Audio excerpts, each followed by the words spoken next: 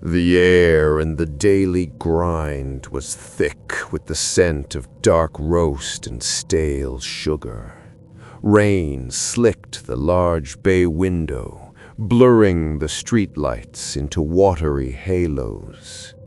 Inside, Maya hunched over her laptop, the screen a pale rectangle of light in the dim late-night corner. She found comfort in the ambient bustle, the clatter of mugs, the hiss of the espresso machine. It was the perfect white noise for drowning out the creeping anxiety that had been her constant companion for the last 3 weeks. It started simply, a strange email, then a text, then a call from an unlisted number where the caller only breathed. Now it was this cafe. She took a slow sip of her lukewarm tea, her eyes involuntarily scanning the room. That's when she saw him. He was seated 3 tables away, positioned almost directly in her line of sight, though she'd have to twist her neck to see him properly. He didn't look menacing. He wore a plain gray hoodie and jeans, his face mostly hidden behind a pair of thick, black-rimmed glasses, and the angle of his head, which was tilted down at a book. He looked like any other late-night patron, trying to appear studious and inconspicuous. But Maya knew better. Every time she shifted her weight, every time she lifted her tea, she caught a fractional movement from his direction. When she'd come in 20 minutes ago, the 2-person table he was now occupying had been empty. He hadn't placed an order. The book he was supposedly reading hadn't had a page turned. She pushed down a sudden surge of adrenaline. Breathe, Maya. It's a coincidence. People stare. You're being paranoid. To prove her point, she deliberately stood up, grabbed her laptop and bag, and headed toward the restroom near the back. The moment she passed his table, she felt the temperature drop, the hairs on the back of her neck prickling. When she emerged a few minutes later, she glanced at his table. The man was gone. A wave of relief so powerful it almost made her dizzy washed over her. See? Paranoia. He just left. She walked back to her corner, feeling light, victorious. She sat down and reached for her bag to pull out her noise-canceling headphones. Her fingers brushed against something hard and cold inside the pocket. She frowned, pulling out a small, heavy silver locket she didn't recognize. It was old, tarnished, and etched with an elaborate swirling M.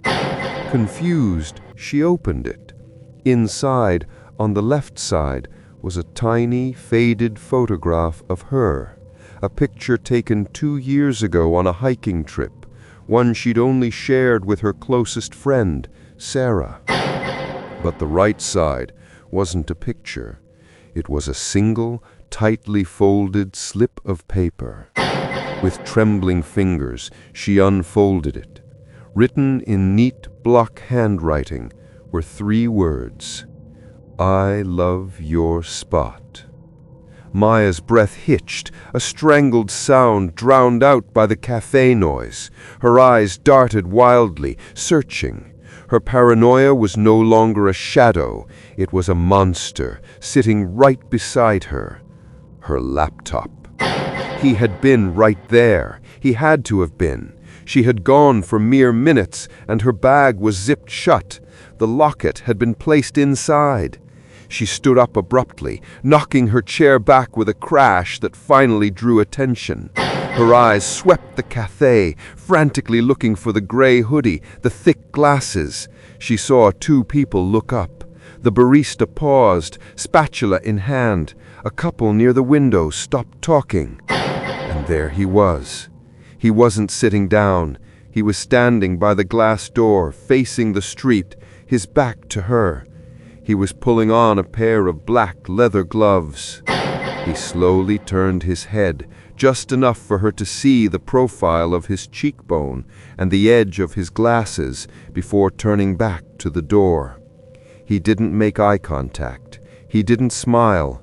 He just raised his hand and gave a small, almost imperceptible wave, a gesture that was meant only for her. Then he walked out into the downpour and vanished. Maya's mind fractured.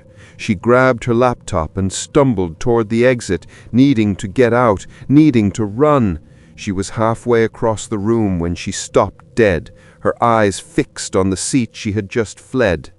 The seat was empty. The table was empty, except for one thing.